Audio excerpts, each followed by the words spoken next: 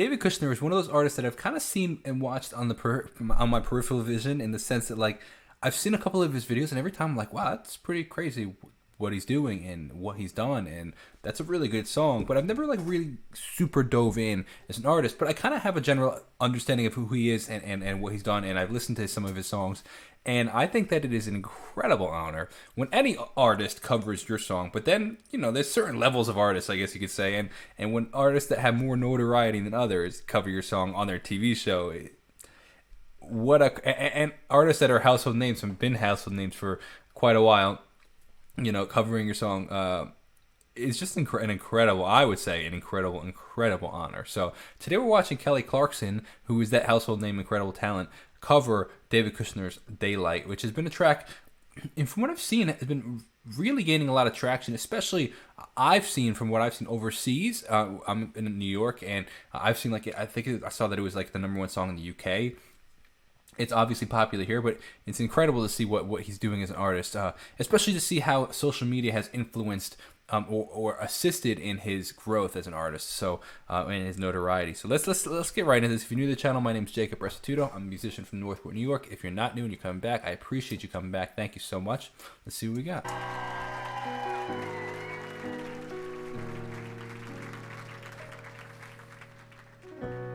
Telling myself I won't go there.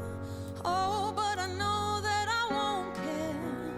Trying to wash away all the blood I've spilled.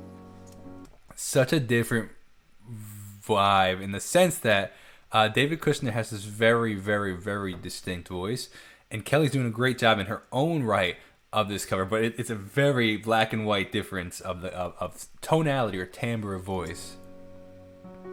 This lust is a burden that we both share.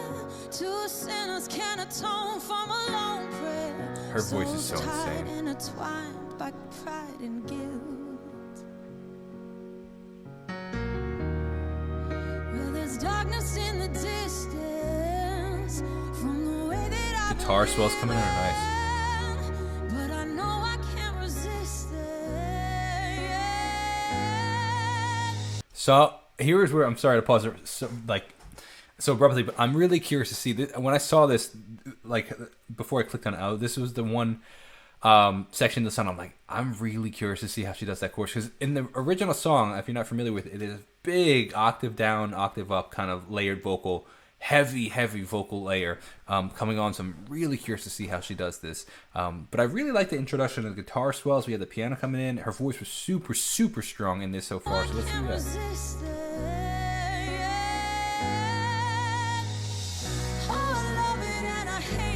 There's that octave down.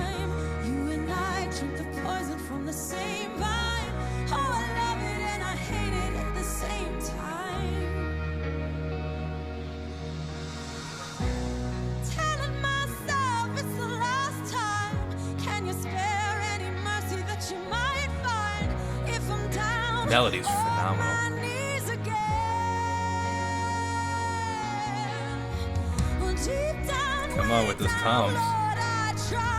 Try to follow your light, but it's nighttime. Please don't leave me in the eye. Oh, I love it and I hate it at the same time. You and I drink poison from the same vine. Oh, I love Nice melody change up there. it at the same time. Hiding all our sins from the daylight, running from the daylight. From the daylight, running from the daylight. Oh, I love it and I hate it at the same time.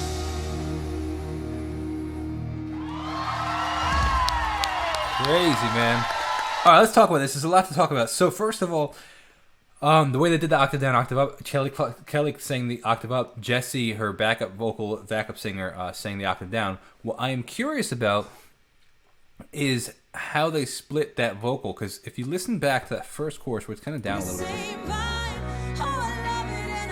you'll hear that there's a layered vocal left and right. You'll hear Jesse's vocal left and right. So there's a couple ways you could do that. You could, if I recall correctly, I think that other tracks I've seen she's played with tracks, so there could have been layered tracks already recorded in this. They're playing along to. The alternate way would be like some sort of like There's an actual analog. I don't know what the word is. Piece of equipment that was based out of Abbey Road Studios. I believe it's called the ADT. I think it's called the ADT machine. I'm drawing a blank on it. I have the plug-in version of it, and it's essentially, if I recall correctly, I think it's an audio delay tracker, audio duplicate tracker. Essentially, what it's doing is it's delaying the audio in one. Like, so you're taking a mono track, a vocal, for example, and delaying and splitting it to a stereo track now, and delaying one of the sides and detuning one of the sides, almost kind of like what a chorus would do to some degree. But it creates almost sounds, because now it's slightly out of time, it's slightly out of tune, slightly, like super slightly. Your ear doesn't hear it as like flat or sharp. It actually just sounds like another performance, and that could be another way that they're splitting the mono vocal, where it giving that kind of layered sound. But this was cool, man. It was a slightly more chill version than the original version. The original version, even the live version, is very heavy rock. So it's kind of cool that Kelly made it her own. Her voice fits this so wildly well, though. Like, really, really, like, can own this as her own song, just vocally. Like, super powerful vocal within the song. Really, really cool performance. I'd love to know your perspective, what your favorite Kellyoke is, and let me know in the comments below. I'll see you in the next video. Thanks so much for watching. God bless and peace out.